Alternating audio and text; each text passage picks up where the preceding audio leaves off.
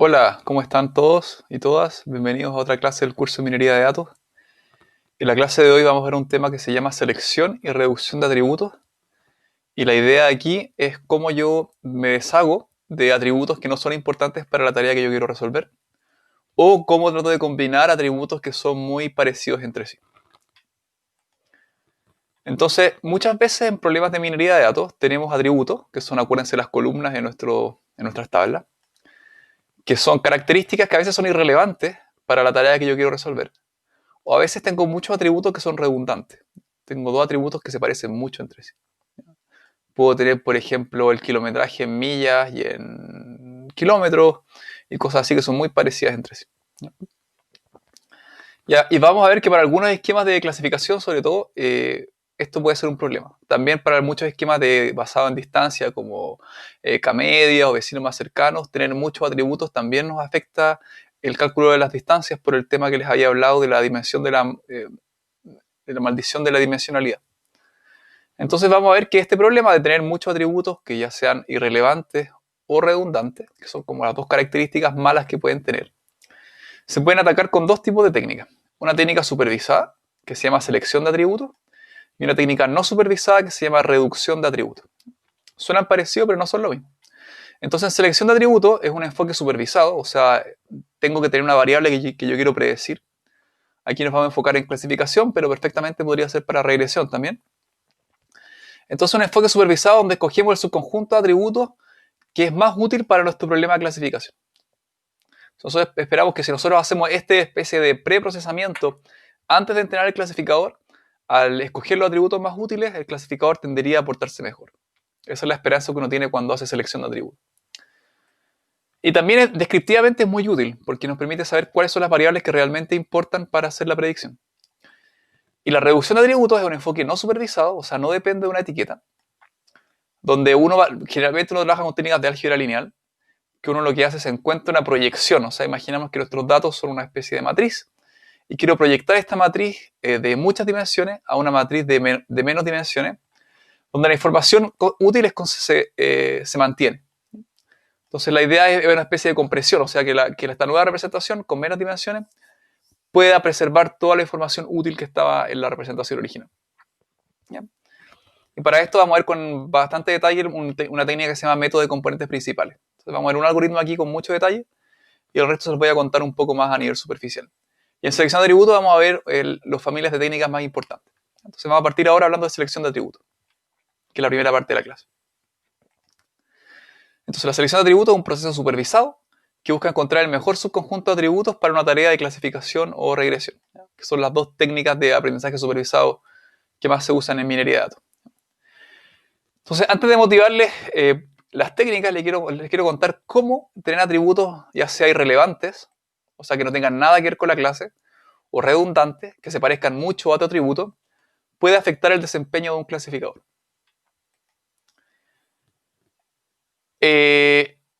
Pensemos, por ejemplo, en un árbol de decisión. ¿Ya? Acuérdense, el árbol de decisión va seleccionando los atributos más útiles para mi clase y va particionando mi dataset haciendo puras decisiones. Si yo agrego un atributo random a mi dataset, o sea, va a ser irrelevante, porque si es random no tiene ninguna relación con mi clase, esto va a afectar el desempeño de mi árbol de decisión. A primera vista esto podría ser sorprendente, porque si nosotros nos acordamos cómo funciona el árbol está pensado para solamente seleccionar atributos que sean relevantes, atributos que tengan correlación con la clase en base a la ganancia de información y la entropía. Pero en la práctica, acuérdense que el árbol, entre más bajo voy en el nivel del árbol, estoy trabajando siempre con un dataset más chiquitito.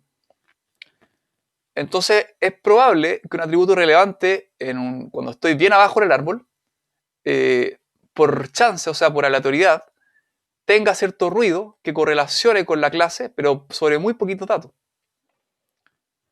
Entonces, como cuando bajamos la profundidad del árbol, el splitting se hace sobre menos datos, es posible que el atributo relevante en alguna parte de bien bajo el árbol sea capaz de separar bien la clase y ser escogido por el árbol. Y esto se llama fragmentación, ¿ya? Que tiene que ver con el overfitting del árbol. Ya, en teoría, si uno tiene un árbol con buenas técnicas para mitigar el overfitting, como la poda, probablemente uno estaría más fuerte a evitar escoger este atributo irrelevante, ¿ya? Pero podría pasar. Otra técnica que vimos en clase, vecinos más cercanos. Esta es muy sensible a atributos irrelevantes. Piensa que en KNN todos los atributos pesan lo mismo, porque yo calculo la distancia entre los objetos y la distancia no distingue entre un atributo relevante o irrelevante. Entonces todos los atributos se pondrían de igual forma en el cálculo de distancia. Y la clasificación final se hace sobre pocos datos, solamente los K vecinos más cercanos. Entonces un atributo irrelevante puede afectar mucho mi distancia. Entonces, en teoría, en KNN, el número de datos de entrenamiento requeridos para realizar buenas clasificaciones aumenta exponencialmente con el número de atributos irrelevantes. O sea, por cada atributo irrelevante que tengo exponencialmente que tener más datos para poder no ser afectado por esto. Entonces, KNN sí es sensible a atributos irrelevantes. Una técnica que no se ve afectada por atributos irrelevantes es Naive Bayes. Entonces, Naive Bayes sí es robusto a atributos irrelevantes. ¿Por qué? Acuérdense que en Naive Bayes yo calculaba la probabilidad de la clase, dado los datos, por la probabilidad de la clase, dado los atributos, y los descomponía por un producto, y después por la probabilidad de la clase. Entonces a mí lo que me ocurría es esta probabilidad del atributo dado la clase, que yo lo sacaba haciendo estos conteos, va a afectar de igual manera si tengo un atributo que es irrelevante. Lo más probable es que esto tenga una probabilidad baja tanto para la clase, para todas las clases. Entonces va a afectar de igual manera a todas las clases. Entonces, implícitamente el atributo va a ser ignorado porque no va a afectar el cálculo del escoger la clase más probable. Entonces uno puede hacer el experimento y llegar a atributo irrelevante y darse cuenta que Naive Bayes no baja mucho su performance. Pero Naive Bayes sí es sensible a atributos redundantes. O sea, si tengo atributos que son muy parecidos entre sí, como una copia, por ejemplo, como les decía, la velocidad en kilómetros y en millas. Como en Naive Bayes nosotros asumimos independencia condicional entre atributos. Básicamente, si tengo un atributo duplicado o atributos muy parecidos, con Naive Bayes estoy amplificando la información que este está dando. Entonces, si A1 y A2, por ejemplo, son un par de atributos redundantes, o sea, muy parecidos entre sí, las probabilidades posteriores, que son lo que yo uso para hacer la clasificación, van a tener un efecto amplificado, porque voy a estar multiplicando esto 2 veces. Mientras que un árbol generalmente es robusto frente a atributos redundantes, porque cogería uno en alguna parte del árbol y después el otro no aportaría mucho más la información y quedaría descartado. ¿Qué es lo que les quiero contar con esto? Que tanto para para las tres técnicas principales que vimos al principio de clasificación, que son árboles, Naive Bayes y KNN, todas son sensibles de alguna u otra manera frente a atributos irrelevantes o redundantes. Y eso motiva que hacer selección de atributos puede ser útil para mejorar el desempeño de este tipo de modelos.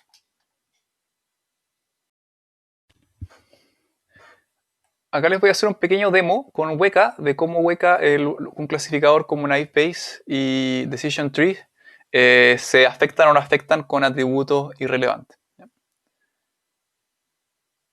Perdón, con atributos redundantes. ¿Qué es lo que voy a hacer entonces? Voy a tomar un dataset. Voy a hablar de diabetes, que es un dato para ver si una persona se testea positiva o negativa en diabetes en base a varios atributos. ¿Ya? Entonces lo que vamos a hacer primero es ver cómo le va a Naive Bayes y Decision Tree por sí solo, ¿ya? Con el dataset original. Después le voy a llegar copias de un atributo y vamos a ver si eso afecta o no afecta a Naive Bayes o el árbol de decisión. Ya, entonces, cross validation, vamos primero con Naive Bayes. Saca entonces un accuracy de 76%. ¿Ya? Vamos a ver cómo le va al árbol. Trees, J48, y saco un accuracy de 73%. ¿Ya? Y ahora yo le voy, hay un filtro que se llama, un filtro en atributos que se llama copy. ¿Ya?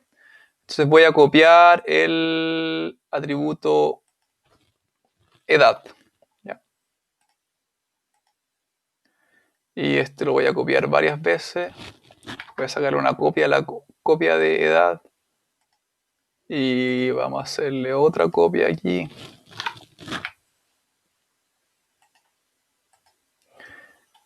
Y hagámosle otra copia más. Ya.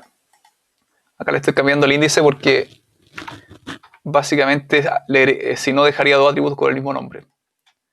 Ya, entonces una copia del, ya. Entonces este es mi dataset ahora, que como nos ven a ver al final tengo estas copias, este atributo edad muchas veces copiado. ¿Qué esperaría yo entonces? Que si yo entreno el árbol básicamente no escoja una de las copias y ninguna más, y se porte más o menos parecido. Y eso es exactamente lo que hace.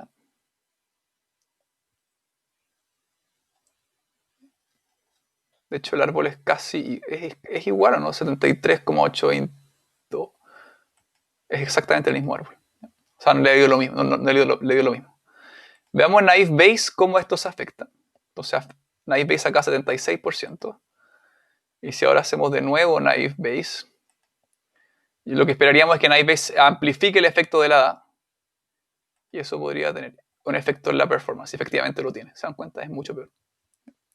Entonces eso nos dice que la selección de atributos puede ser útil.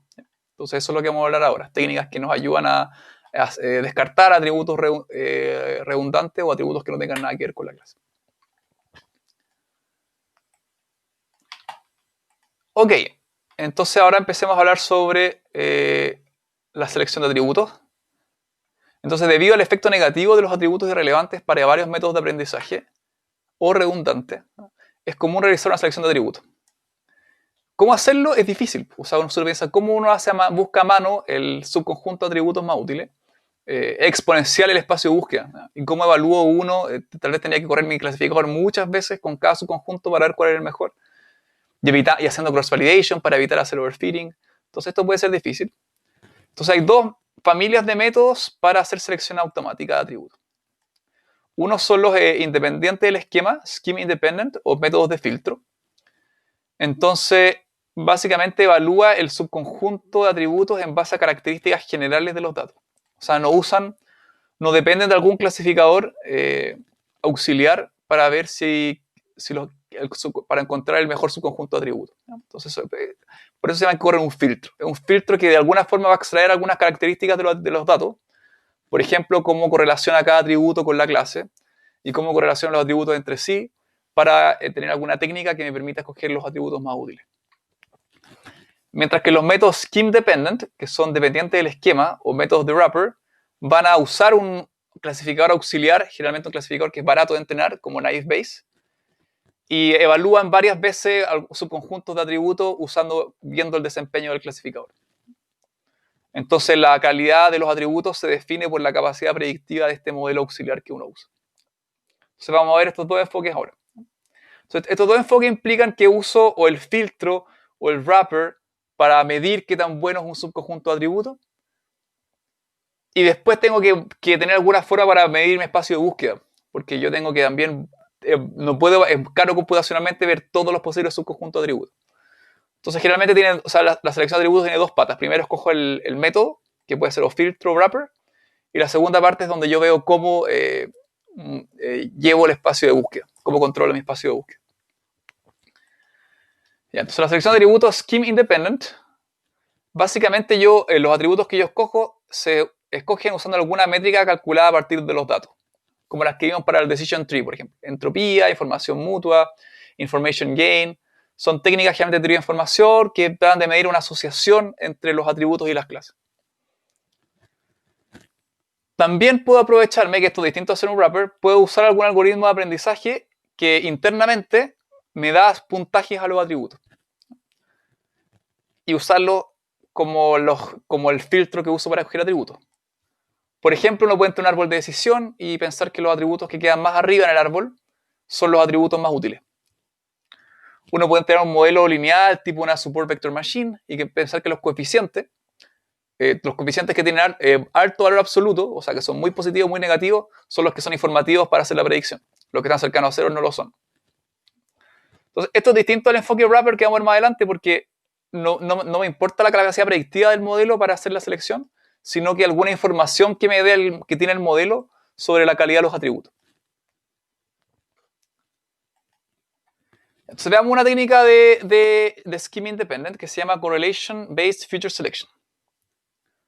Entonces, el objetivo de esto es que yo encuentre atributos que tienen alta correlación con la clase, pero que a la vez tienen poca correlación entre sí. Generalmente eso es lo que uno espera. O sea, quiero deshacerme de los atributos irrelevantes y cuando tengo atributos redundantes, quedarme solamente con uno.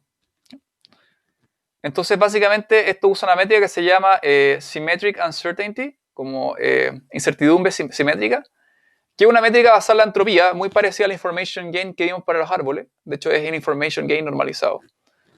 Pero me da un puntaje entre 0 y 1. O sea, si yo le doy dos atributos a esto, si los dos atributos están muy asociados entre sí, esto es cercano a 1. Si los dos atributos son bien independientes entre sí, esto va a ser cercano a 0. Entonces, H es la entropía de cada atributo y H A, B la entropía conjunta, que se calcula así.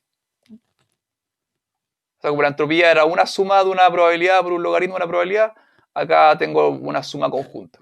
Pero es un puntaje que yo puedo saber como la información mutua que tienen, la información que comparten dos atributos. Entonces, lo que me importa que entiendan acá de esta métrica es que un score que yo le puedo calcular a un par de atributos discretos, entre más cercano a uno esto, mejor, más parecidos son o más información comparten. Entre más cercano a 0 es esto, más independientes son. Entonces después yo en CFS, en Correlation Phase Feature Selection, a cada subconjunto de atributos que yo candidato a ser mi mejor conjunto de atributos, yo calculo un puntaje como la suma de la simetría de este puntaje, ¿no es cierto? Del Symmetric Uncertainty para el atributo con la clase, y esto lo normalizo por la suma de este mismo puntaje entre los atributos. Entonces, si uno mira esto que está en el numerador y en el denominador, estoy favoreciendo todos los atributos que tienen alta asociación con la clase y estoy penalizando todos los atributos que tienen alta asociación entre sí.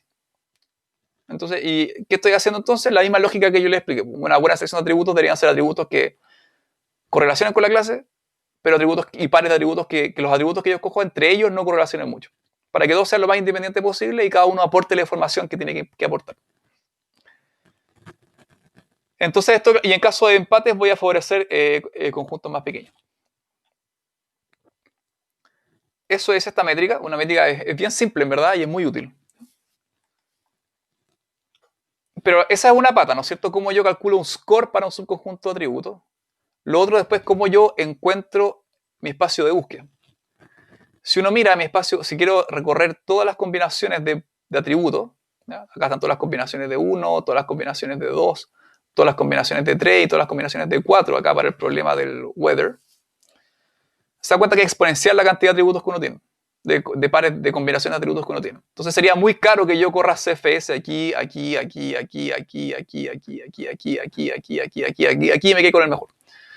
Entonces generalmente las técnicas de selección de atributos usan alguna técnica greedy, o sea que son algoritmos que van haciendo optimizaciones locales para reducir mi espacio de búsqueda. Entonces evito la búsqueda exacta, esa es la idea.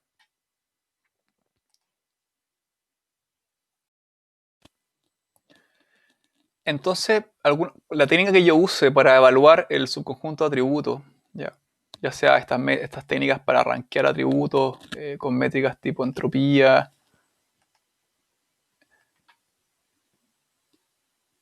tipo mutual information gain, que son técnicas generalmente para rankear los atributos, o técnicas tipo estas heurísticas que me evalúan un subconjunto completo.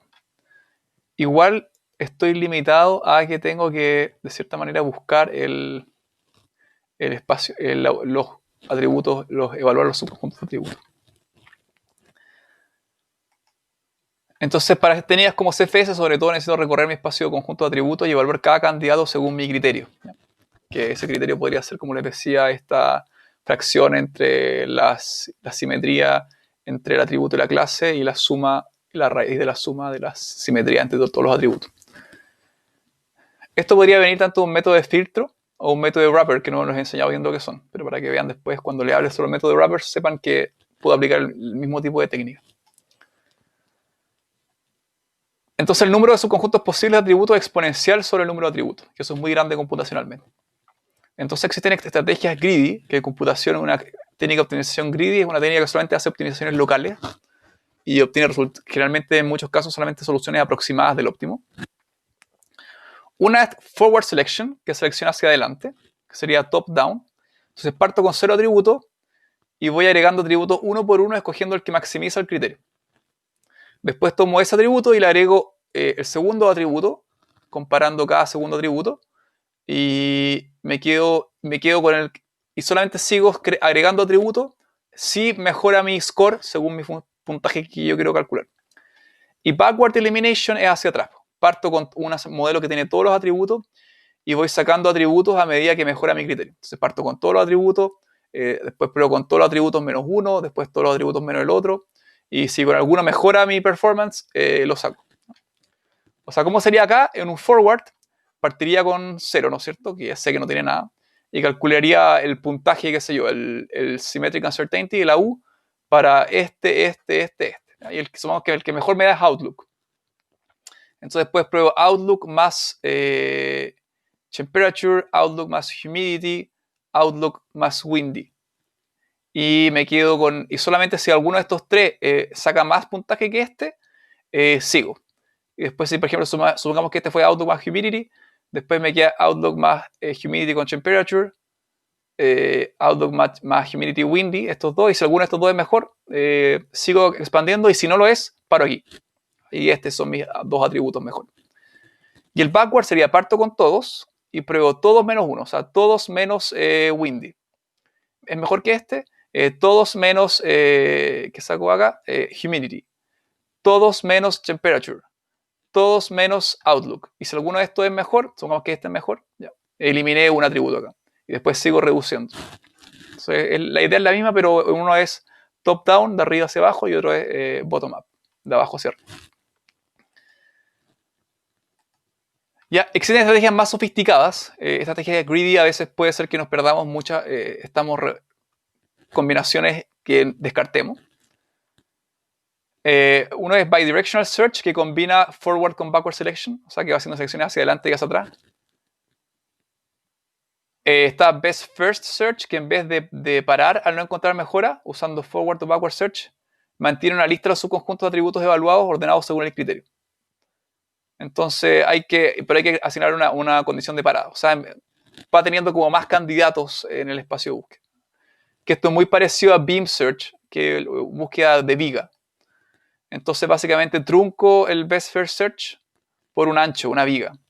Entonces siempre tengo una lista de candidatos que vengo guardado. No sé, es como que lo que yo, si mi lista es 2 y hago un forward selection, por ejemplo, iría acá y me quedaría con los 2 mejores. A los 2 mejores le haría todas las expansiones de acá y me quedaría siempre con los 2 mejores.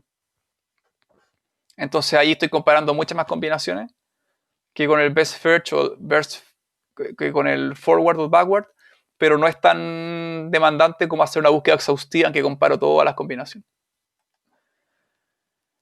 Y algo que también se puede hacer, que yo nunca he visto que se haga, pero sé que se puede hacer, es usar algoritmos genéticos. Entonces los algoritmos genéticos se inspiran en el principio de selección natural, de la evolución genética, y la idea es que la selección de atributos evoluciona al combinar su conjunto de atributos buenos según el criterio. Entonces siempre las funciones de los algoritmos genéticos son estos algoritmos en que yo tengo una función para mezclar cosas y para hacerle mutación. Entonces la idea sería que yo parta con ciertos subconjuntos de atributos aleatorios, ya no sé, me sale este y este, los evalúo todos y solamente a los mejores los mezclo y tengo una función para mezclarlos. Y después evalúo eso y los nuevos y esos los voy mezclando solamente los mejores hasta que la idea es que la selección genética evoluciona hasta encontrar la mejor. Es otra forma de controlar mi espacio de búsqueda.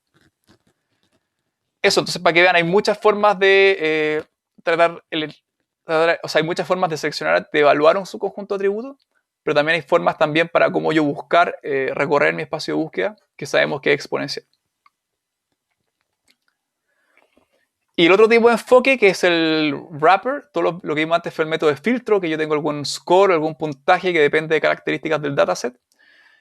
Los métodos de filtro, de wrapper, de envoltura, lo que yo uso es un clasificador. Entonces en el enfoque wrapper, la selección se hace usando un clasificador sobre el subconjunto de atributos y evaluando su performance. O sea, en vez de calcular cosas como la simetría o la entropía y esas cosas, yo directamente tengo un clasificador, entreno un clasificador sobre este subconjunto de datos, qué sé yo, y según su puntaje comparo cuál es mejor que otro. ¿Ya? Idealmente haciendo cross-validation para evitar overfitting después, ¿no? Porque puede ser trampa que yo haga selección de atributos con wrapper y después entre en el mismo clasificador con los mismos datos. Eso no asegura generalización. Y generalmente, claro, uno escoge alguna métrica como accuracy, F1, área bajo la curva, ROC. Esto es caro computacionalmente, entonces generalmente usamos clasificadores que son bien baratos de entrenar para el wrapper, como un naive Bayes. ¿Ya? Entonces, si cada evaluación se hace con 10-fold cross-validation, debemos ejecutar el algoritmo de aprendizaje 10 veces en cada evaluación del subconjunto. Y eso puede ser caro. Entonces, para el wrapper, si tengo m atributos, una estrategia greedy, tipo forward o backward, multiplica el tiempo de evaluación por un factor proporcional a m cuadrado en el peor caso. Si tengo estrategias de búsqueda más sofisticadas que forward y backward, como el best first search o el beam search, puede llegar a ser orden 2 a la m, sobre todo para la búsqueda exhaustiva, ¿ya? Que eso es muy caro. ¿Ya? De hecho, es intratable si el clasificador tiene una complejidad alta de entrenamiento. Generalmente cuando usamos wrapper usamos, como les decía, clasificadores que son muy baratos de entrenar, tipo naive Bayes. Entonces ahora les voy a mostrar en Weka cómo se usan estas técnicas de selección de atributos para que tengan una idea de cómo se pueden usar.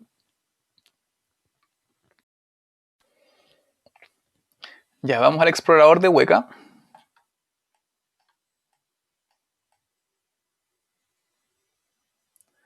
Y abramos un dataset. Usemos el mismo de la diabetes que usamos antes. Y ahí Weka tiene un panel que se llama seleccionar atributos, select attributes. Entonces acá está las dos cosas que les decíamos. Está la técnica para escoger, para evaluar un subconjunto de atributos, y está la técnica para controlar el espacio de búsqueda. Entonces lo más simple sería algo tipo un método de filtro que solamente evalúa los atributos por sí solos, ¿ya? Que no considera esta idea de evaluar conjuntos de atributos. Ya, para eso mi método de búsqueda está limitado a solamente rankear, ¿ya? Porque acá solamente estoy evaluando atributos por sí solos. O sea, solamente estoy viendo relaciones entre atributos y la clase. Y uno puede usar todo el training set o uno puede hacer cross-validation. Y la clase es esta, ¿no? Clase. Y me muestra entonces que estos son los atributos más importantes. Ya, plus. Ya, por ejemplo, nos dice que plus es el más importante. Y ahí les decía que estos métodos que solamente rankean no son muy buenos para el tema, son buenos para ver los atributos relevantes, pero no muy buenos para el tema de los redundantes. Si yo copio, ¿cuál es el atributo más importante de acá? Plus el 2. Si yo copio este atributo, copy.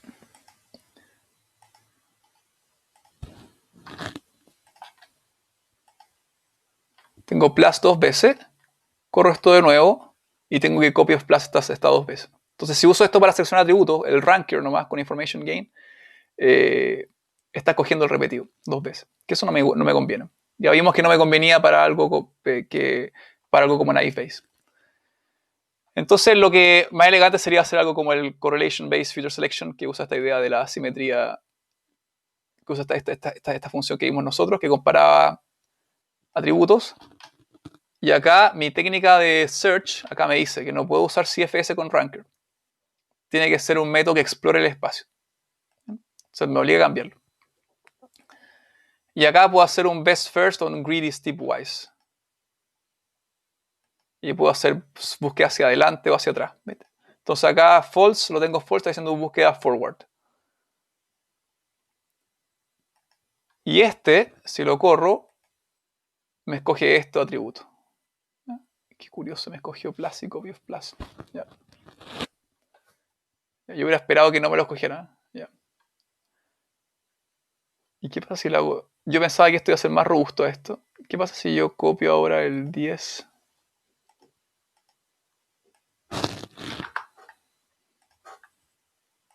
Ya tengo 2 copias de plus.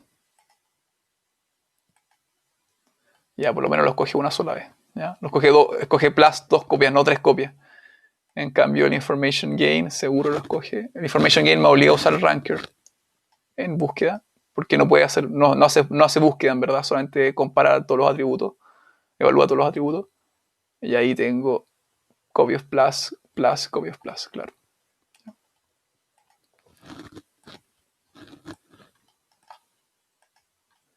Y eso sería, y lo otro es el wrapper. Y en el wrapper yo lo que tengo, ya tengo que buscar con forward search o backward search, y acá le tengo que poner el clasificador que yo quiero usar.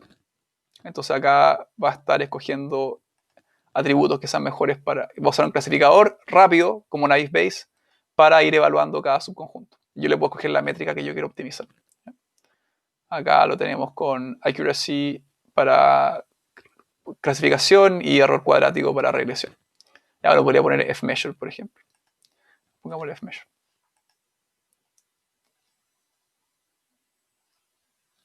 Qué loco, y no me escogió nada. Ya. Ahora ha sido la métrica la mejor. ¿Qué vas a hacer si cojo accuracy no? Me escogí estos atributos de acá. Ya, de haber tenido un criterio como el mínimo score posible y con fmeasure se cayó. Pero estos son los atributos que escogió. Y la idea, para evitar overfitting, Weka tiene también como un clasificador que recibe un seleccionador de atributos. Y ahí hace como cross-validation sobre cross-validation. Hace como un cross-validation anidado, que es bien caro computacionalmente, pero asegura que la selección de atributos se hace sobre cada fault. ¿Ya? Y eso está acá, un meta clasificador, y se llama Attribute Selected Classifier. Entonces aquí yo tengo el clasificador que quiero usar. Supongamos que veo un árbol de decisión, y acá veo la técnica que uso para escoger mi clasificador, mi atributo. Por ejemplo, el Correlation Based Feature Selection con Best First. Entonces, si comparo esto, esta es la accuracy que obtengo con el árbol de decisión. Si comparo contra usar el árbol solo, por ejemplo.